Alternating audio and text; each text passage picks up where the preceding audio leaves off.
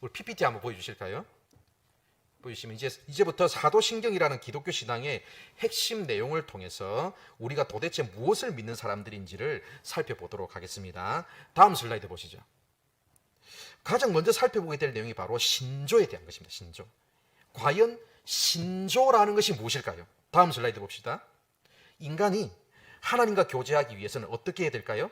인간이 하나님과 교제하기 위해서는 먼저 하나님이 누구신지 어떤 분이신지 알아야 되지 않겠습니까? 그런데 문제가 있어요. 뭡니까? 우리는 유한한 존재라는 것입니다. 능력이 일정 부분 제한되어 있는 존재입니다.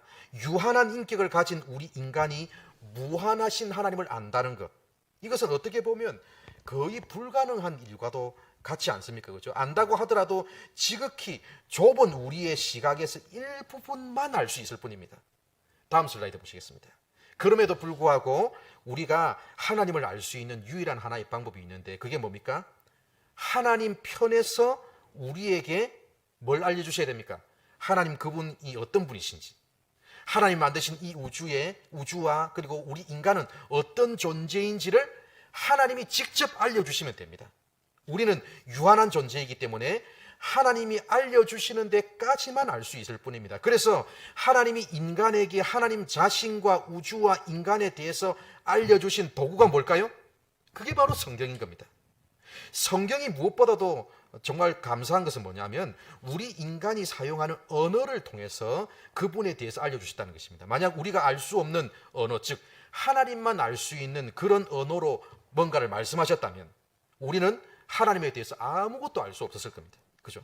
그런데 하나님께서 우리 인간이 지금 사용하고 있고 그리고 우리가 이해할 수 있는 언어를 통해서 하나님 자신을 알려주셨다는 것이 우리에게 정말로 큰 은혜 아니겠습니까?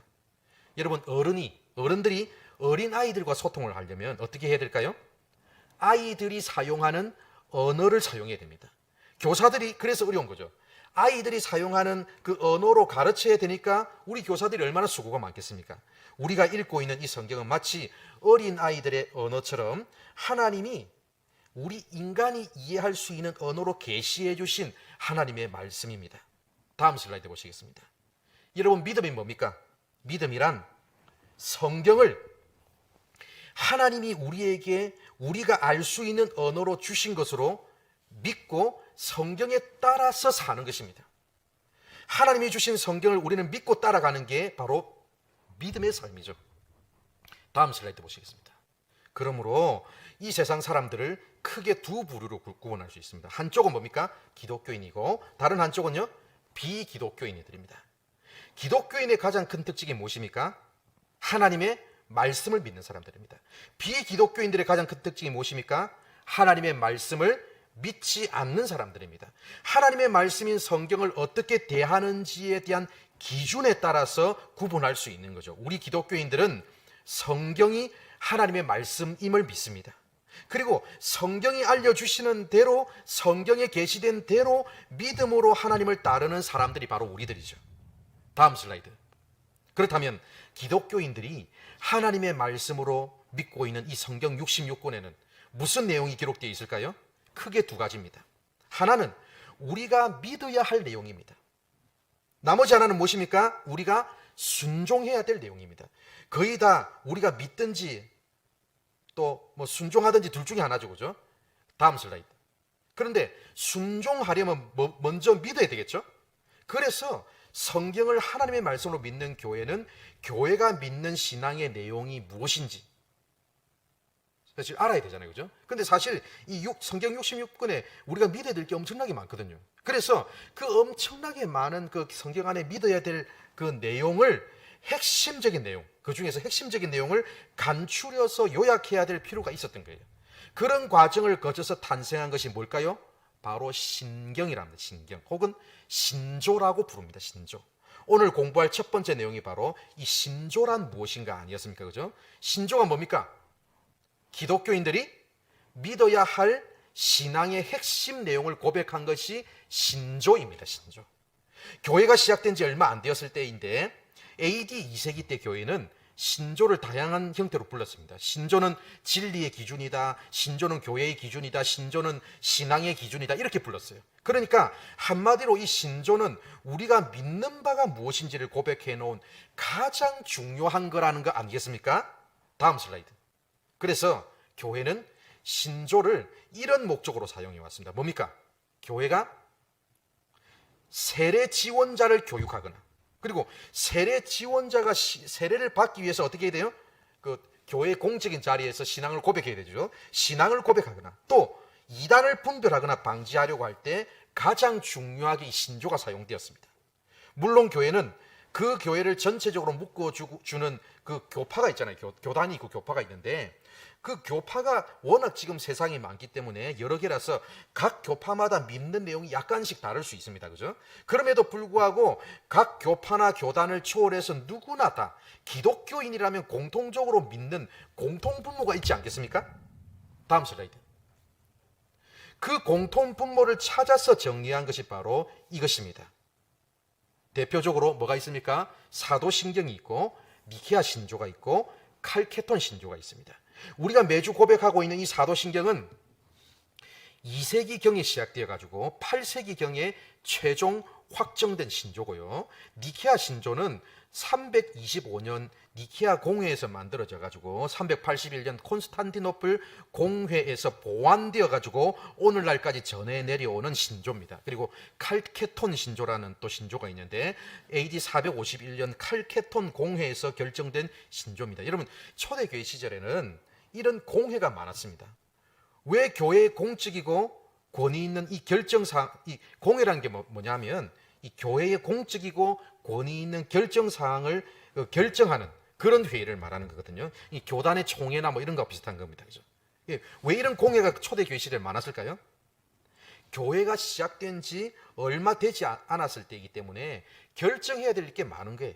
그죠? 그죠? 우리가 무엇을 믿는지, 그리고 교회는 무엇을 지켜야 하는지, 어떻게 살아야 되는지, 이 교통 정리를 좀 해줘야 될 내용들이 많지 않겠습니까? 그래서 이런 공회들이 있었던 겁니다.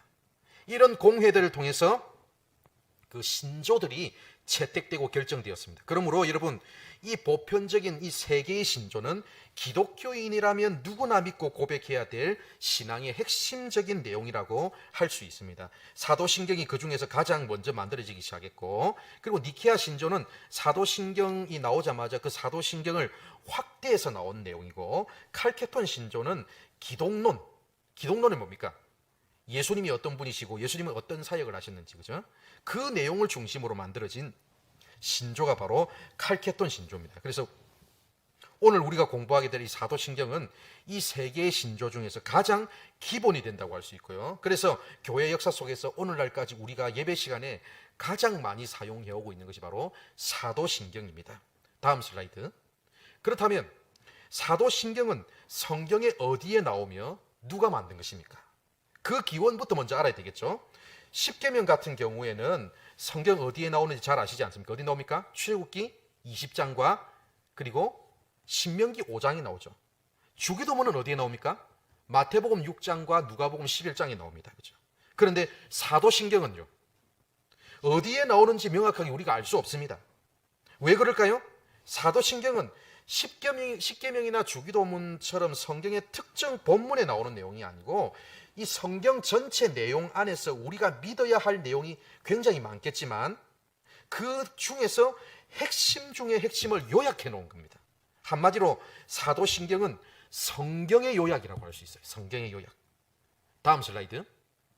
그래서 그러므로 여러분, 사도신경의 내용들은 모두 성경 속에 다 들어가 있는 것들입니다. 이런 의미에서 사도신경의 뿌리는 바로 성경이 되겠습니다. 그렇다면 성경에 나오는 믿음의 내용들을 요약한 것을 다른 이름으로 부를 수도 있는데, 그렇죠, 그죠? 무슨 다른 신경 이렇게 할 수 있는데, 그죠?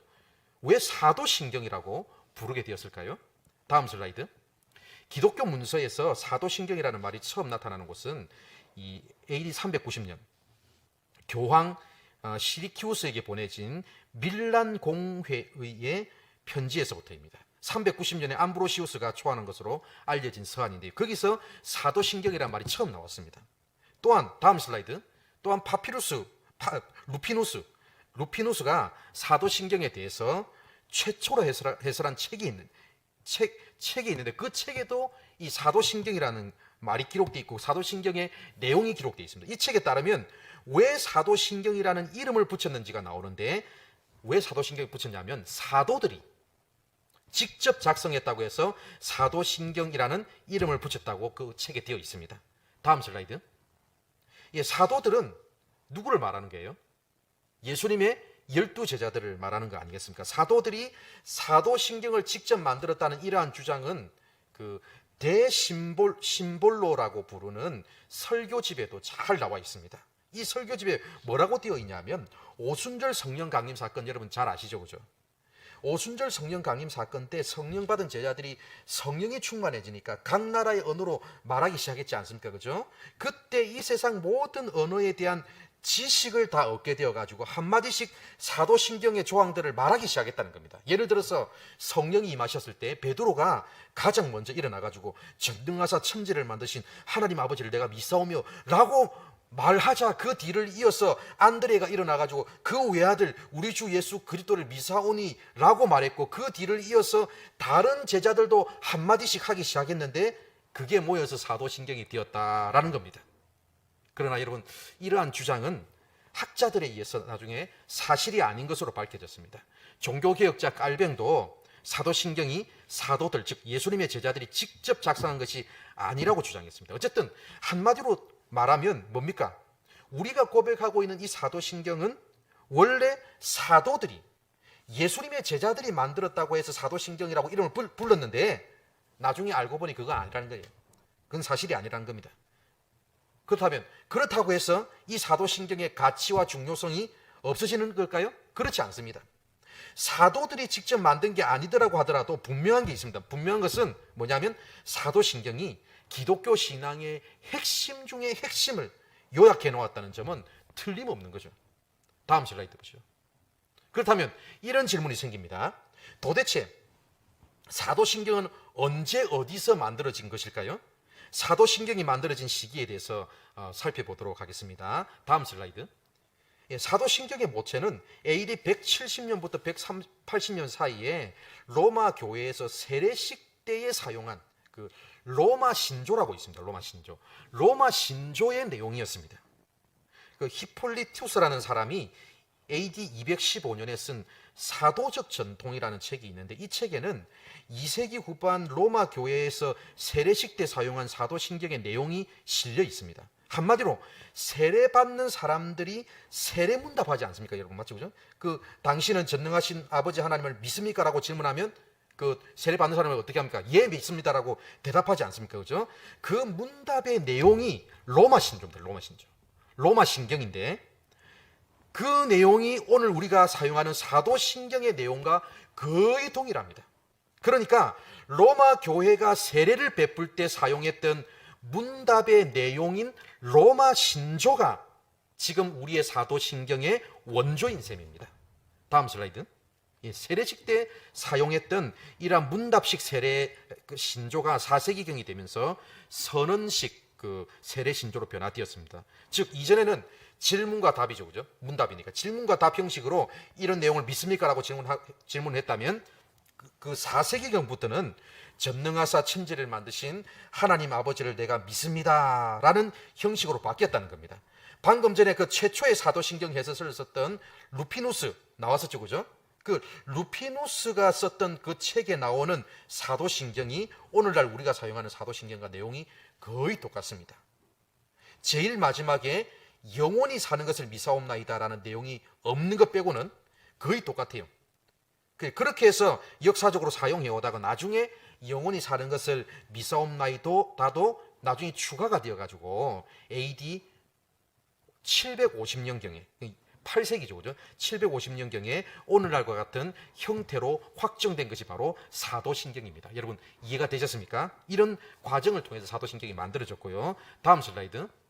이제 더 쉽게 이해하려면 도표를 보시면 됩니다. 도표를 보시면 그 2세기 때 문답식 로마 신경이 제일 원조였고요. 이 사도신경에.